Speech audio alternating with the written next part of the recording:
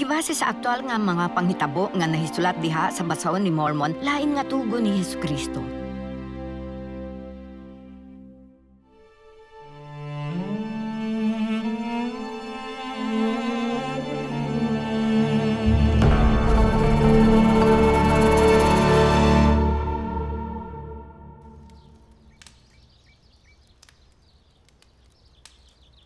Unsay imong gitinguha kanako?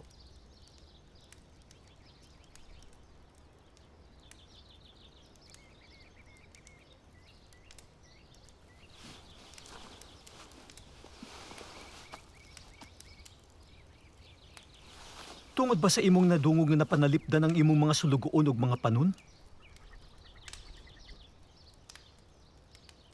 Ngano nga ang imong mga kahibulong dako kaayo? Tanawa, tawo lamang ako og imong sulugoon.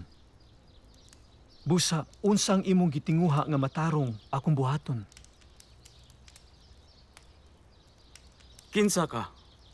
Ikaw ba ang gamhan ng espiritu? Kinsa nasayod sa tanang butang? Dili, Giyon sa nimo pagkasayod sa akong kasing-kasing? Pwede kang mamulong sa walay kahadlok og sultihi ko ni ining mga butanga. Konsultihan ko nimo bahin ni ining mga butanga bisan unsay imong tinguhaon mohatag ko kanimo.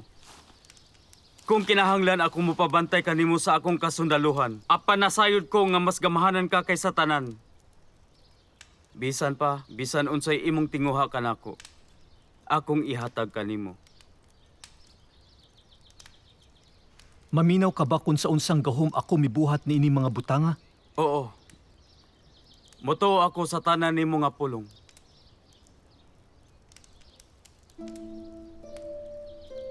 Mutuo ka ba nga dunay Dios?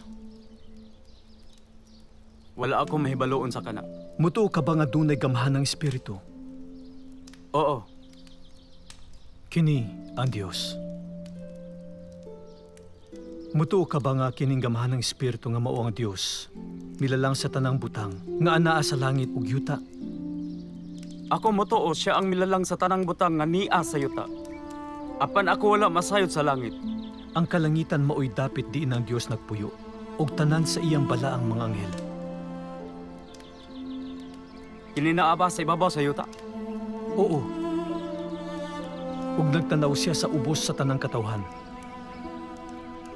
Ug siya nasayod sa tanang huna-huna ug tumong sa kasing-kasing.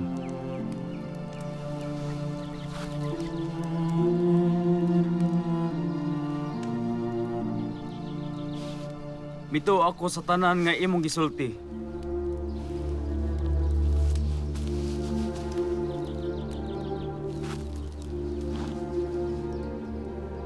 Ikaw gipadala ba gikan sa Dios?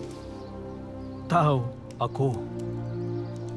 Ug ako gitawag pinaagi sa iyang balaang espiritu aron sa pagtudlo ni ining mga katawan. Aron sila mahibalo ni ana diin makiangayon og tinuod. Ug ang usa ka bahin ni ana nga espiritu mipuyo kanako. Naghatag og kahibalo ug usab sa gahom sumala sa akong pagtuog mga tinguha nga naa sa Dios.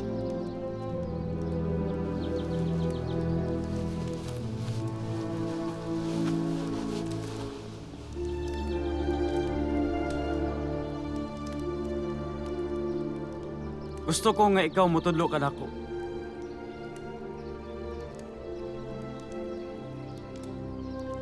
Sa sinugdanan, gibuhat sa Dios ang langit ug yuta.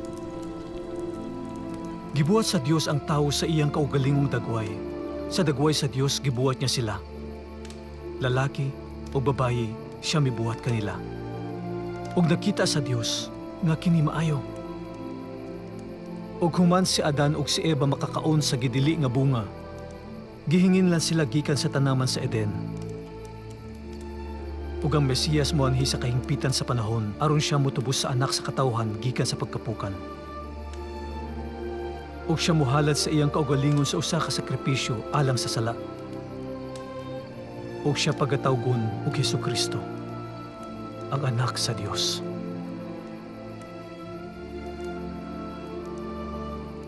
Mito ako sa tanang butang nga imong gisulti.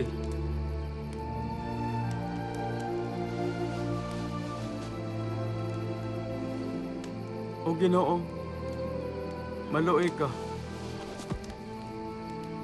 Sumala sa imong abunda nga kaluoy diin ikaw aduna diha sa katawhan ni Nipay. Ngari ka nako ug sa akong katawhan